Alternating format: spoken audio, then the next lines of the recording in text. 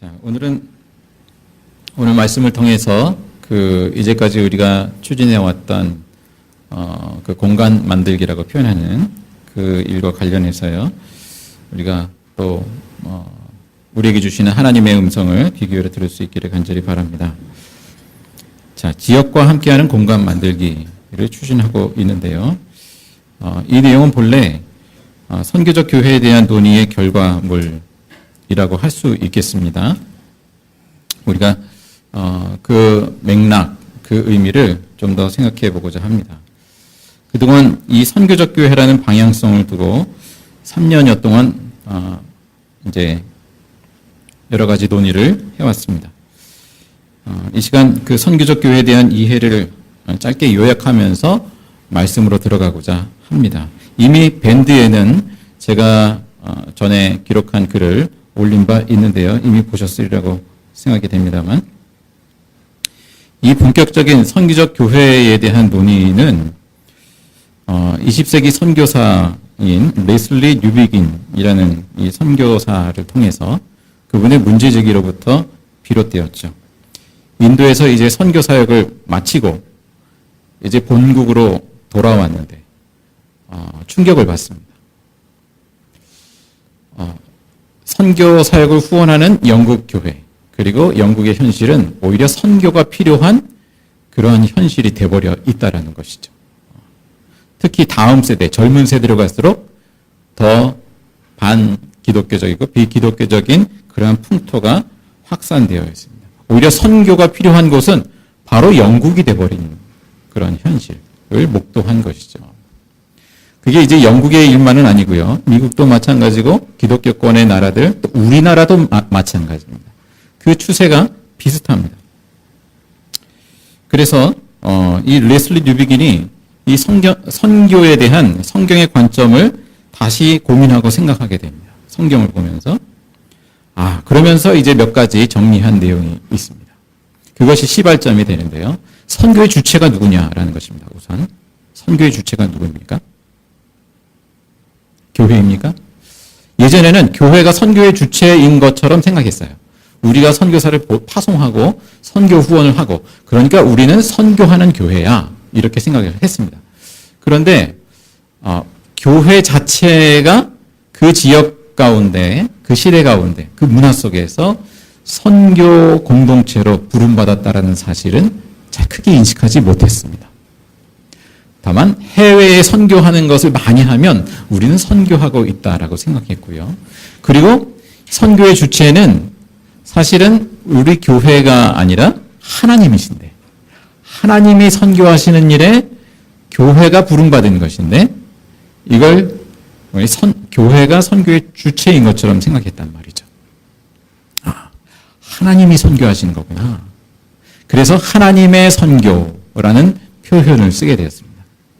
하나님이 선교하시는데 그 선교 공동체로 우리를 부르셨다. 그러니까 우리가 선교하는 교회 하면 해외 선교를 많이 보내고 물질도 많이 보내고 하는 교회가 선교하는 교회이기 이전에, 그것도 중요한 부분이지만 일단 교회가 어디로 보냄받았느냐라는 것이죠. 교회가 이 지역 가운데, 이 문화 속에, 이 시대 가운데 보냄받았다라는 것, 또 우리 그리스도인 개개인이 그러하다라는 것, 우리가 선교로 부름받은 공동체구나 라는 인식입니다. 그것을 사실은 말씀을 통해서 증거되는 내용인데 그것을 새삼스럽게 깨닫게 된 거예요. 자, 이 점에서 교회가 속한 지역과 그 삶의 현장과 문화 속에서의 그 역할, 그 사명을 진지하게 고민하게 됐습니다. 그 연장선에서요, 우리가 전도를 하더라도 지역과 함께하고 그 필요를 보는 것을 중요하게 여기게 되었습니다. 지역과 함께하는 공간 만들기도 그 일환이라고 하겠습니다.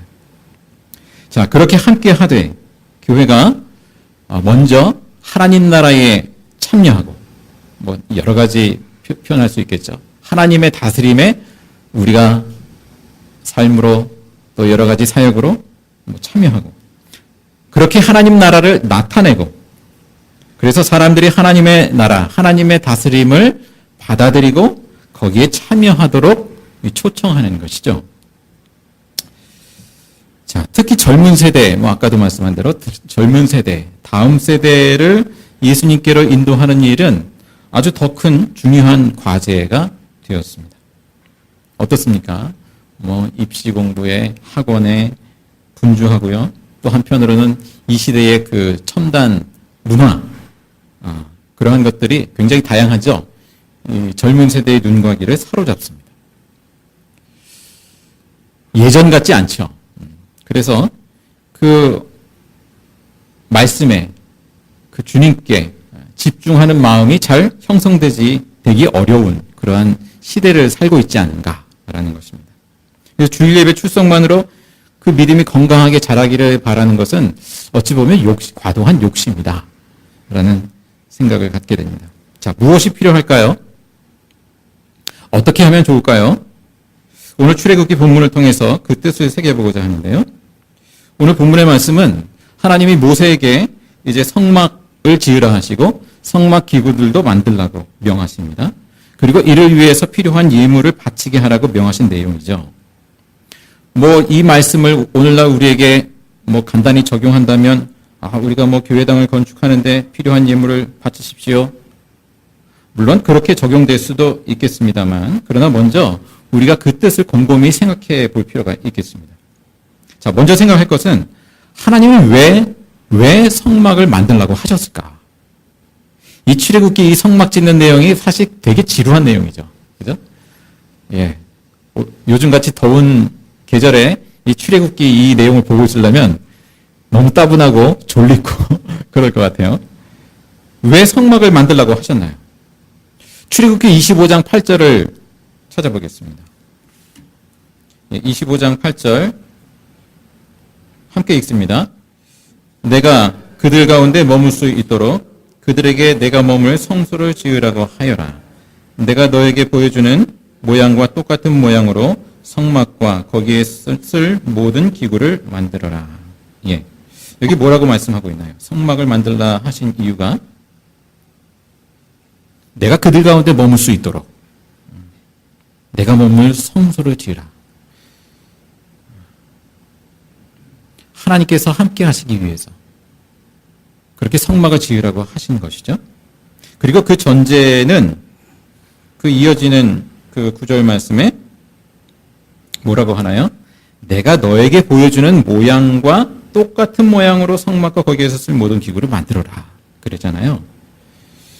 하나님이 보여주시고 말씀하신 그 모양대로, 말씀대로 성막과 기구들을 만드는 것이 전제되고 있습니다.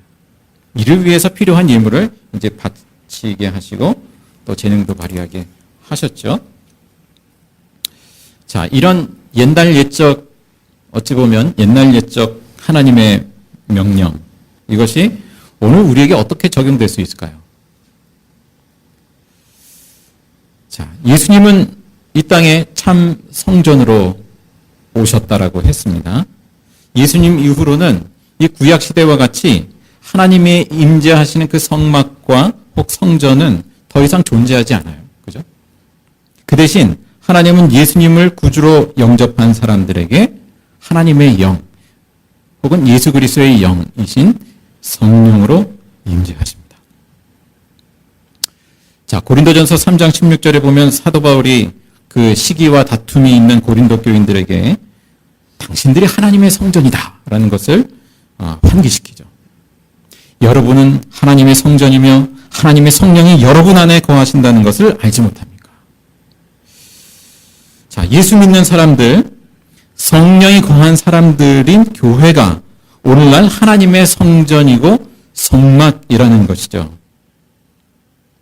자, 그러므로 오늘 말씀에 그 성막을 지으라는 말씀은 오늘 우리로 하여금 성령이 거하시는 성전을 세우는 일에 참여하라는 말씀으로 적용이 됩니다.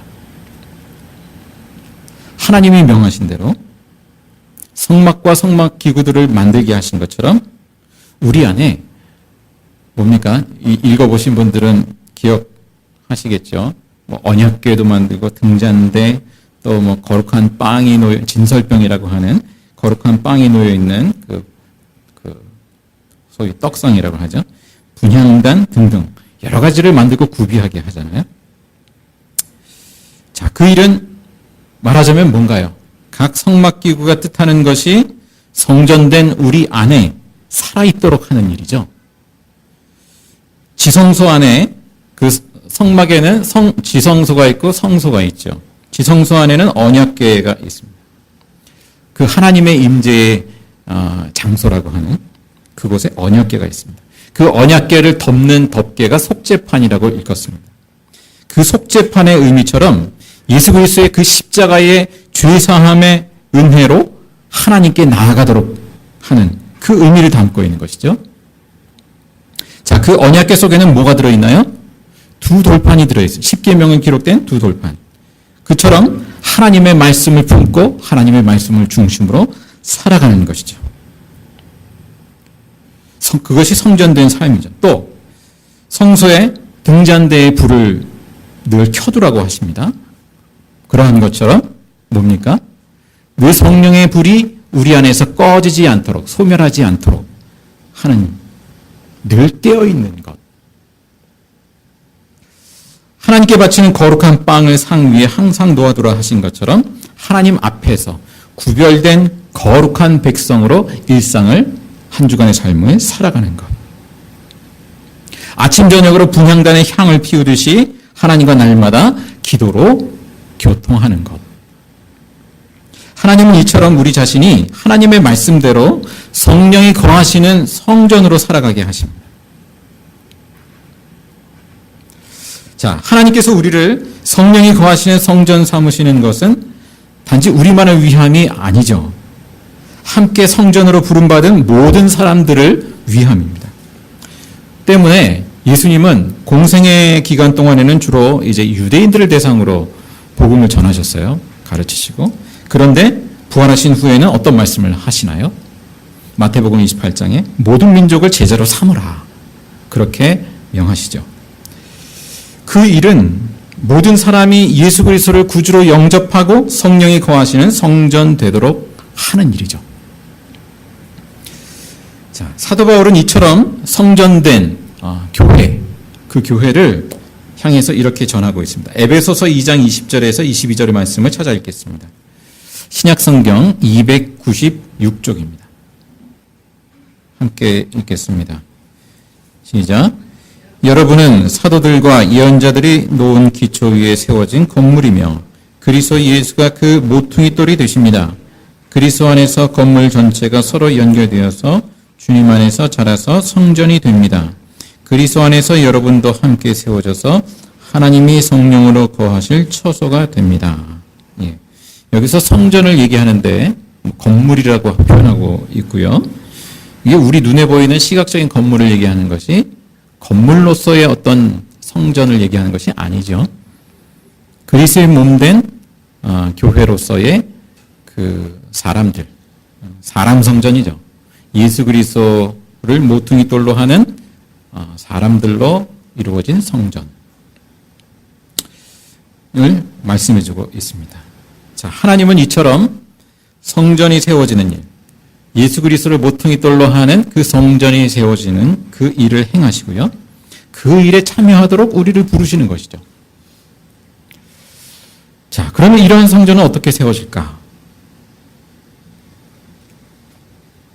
자, 출애굽기로 다시 돌아가 보면 그 출애굽기 마지막에 보면 그런 내용이 있습니다. 모세가 모든 일을 점검하여 보았더니 주님께서 명하신 대로 하나님의 말씀대로 성막과 성막 기구를 이제 완성했다라는 것이죠. 말씀대로 했다라는 것을 확인합니다. 그리고 그렇게 이제 성막이 완성됐을 때 하나님의 영광이, 하나님의 임재가 성막에 가득 찼다라는 것을 기록하고 있습니다. 마찬가지로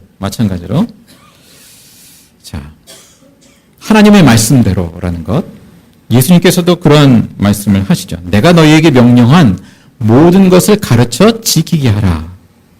그렇게 말씀하잖아요. 모든 것을 가르쳐 지키게 하라. 자, 우리는 주님의 성전을 세울 때 말씀을 취사 선택할 것이 아니죠. 대충 엇비슷하게 만들려고 할 것이 아니죠. 등잔대는 대충 이렇게 만들고, 또 언약궤는 대충 이렇게 만들고가 아니라 하나님께서 말씀하신 대로 그것을 다 만들었다는 얘기잖아요. 대충이 아니라 내 임의대로가 아니라 하나님께서 명하신 대로 성막과 그 모든 기구를 만들게 하시고 예수님 마찬가지로 내가 너에게 명령한 모든 것을 가르쳐 지키게 하라고 말씀합니다. 그렇게 주님의 말씀대로 성전을 세울 때 성령이 충만해지는 것이죠. 자, 우리가 공간을 통해서 지역과 함께하고자 하는 그러한 방향성, 이것은 궁극적으로 모든 사람들이 예수 그리스도를 구주로 영접하여서 성령이 거하시는, 오늘 본문으로 표현으로 말하면 성막이고 그 성전이 되게 하는 일을 위한 것이죠. 자, 이 일을 위해서 필요한 것을 우리가 생각해 보기를 원합니다. 첫째는 이미 말씀한 대로 우리가 하나님의 말씀대로 성전으로 세워지는 일. 하나님의 말씀대로 성전으로 세워지는 것. 우리의 심령 안에 그 성막 기구들이 의미하듯이, 또 우리 교회 공동체 안에 그 성막 기구들이 의미하듯이, 그 모든 성막 기구, 그 성막은 궁극적으로 예수 그리스도를 이제 예표하는 것이죠. 예수 그리스도의 십자가에 그 죄 사함 받은 은혜로 살아가는 사람들, 말씀과 기도 가운데 성령의 불을 꺼뜨리지 않는 사람들, 바로 그러한 사람들을 세우라 하시는 거잖아요. 그것은 오직 하나님의 말씀으로 세워지는 것이죠. 우리가 단지 교회 봉사 다 귀하지만 교회 봉사를 열심히 하면 우리가 성전으로 세워지는 게 아니라 하나님의 말씀으로 성전되는 것이죠. 그리고 두 번째는 이 성전을 세우는 일에 다양한 헌신을 주님께서 요구하신다라는 사실입니다. 오늘 말씀에 그 하나님이 성막을 만들게 하시면서 예물을 바치게 하실 때 그 정신을 우리가 함께 공유할 필요가 있겠습니다. 자, 오늘 읽은 본문 말씀 보면 어떻게 예물을 바치라고 하나요? 어떤 마음으로? 마음이 감동되어 스스로 그렇게 하기를 원하는 사람. 21절에 35장 21절에 이렇게 표현하고 있죠. 본래 25장 2절에도 보면 하나님께서 이런 말씀을 하셨어요. 자, 펴볼까요? 출애굽기 25장 2절.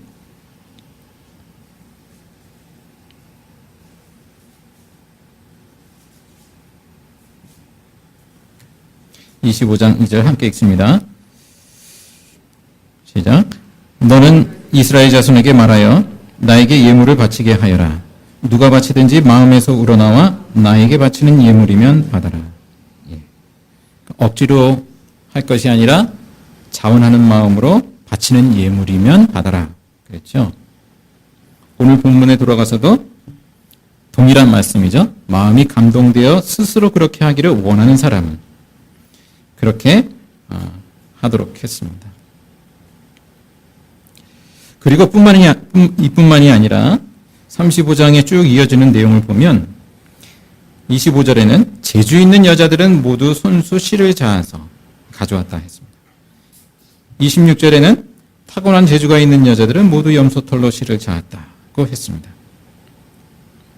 또 29절에 35장 29절에 스스로 바치고 싶어하는 모든 남녀 이스라엘 자손이 주님께서 모세를 시켜 명하신 모든 것을 만들려고 기쁜 마음으로 물품을 가져다가 주님께 바쳤다 했습니다.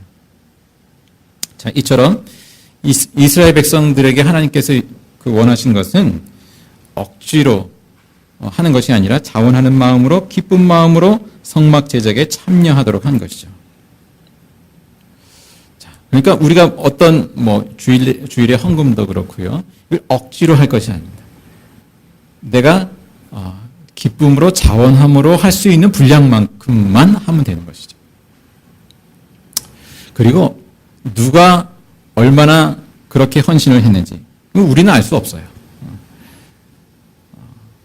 그 상대적으로 작은 것을 드린 사람이 사실은 더 주님 앞에 헌신한 사람일 수도 있고 그러한 것이죠. 자, 우리가 이 예물을 이렇게 자원함으로 드리는 데 있어서 그 동기가 되는 것이 무엇인가? 그 동기가 어디에 있나? 또 한 말씀을 찾아 읽어보겠습니다.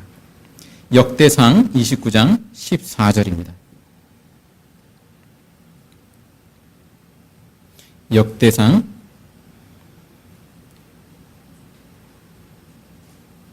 29장 14절입니다.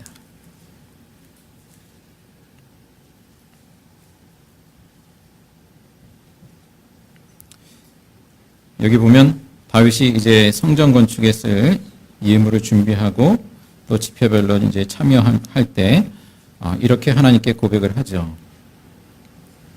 역대상 29장 14절 시작. 제가 무엇이며 저의 백성이 무엇이기에 우리가 이렇듯이 기쁜 마음으로 바칠 힘을 주셨습니까? 모든 것을 주님께서 주셨으므로 우리가 주님의 손에서 받은 것을 주님께 바쳤을 뿐입니다. 자, 모든 것을 주님께서 주셨으므로 우리가 주님의 손에서 받은 것을 주님께 바쳤을 뿐입니다.